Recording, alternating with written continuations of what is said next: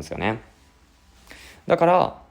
睡眠時無呼吸症候群とか飲酒を日頃から行っていると脳が休まらないし、翌朝起きても頭がすっきりしないと。頭がすっきりしないから仕事でもミスが増えて、いつまでたっても昇進しないとか、人間関係もボロボロになっていったりとか、で仕事でミスが増えるから残業がどんどん増えて、眠る時間が遅くなってストレスが溜まって、だから家帰っても酒を飲んで、酒を飲むから睡眠時無呼吸症候群になってっていうネガティブなスパイラルに陥っちゃうわけなんですよね。そうならないためにも、いびきがうるさかったらやっぱ家族とかからもいびきうっせえよっていう風になって、家族とかもどんどん疎遠になっていくじゃないですか。心が離れていくじゃないですか。そうならないためにも日頃から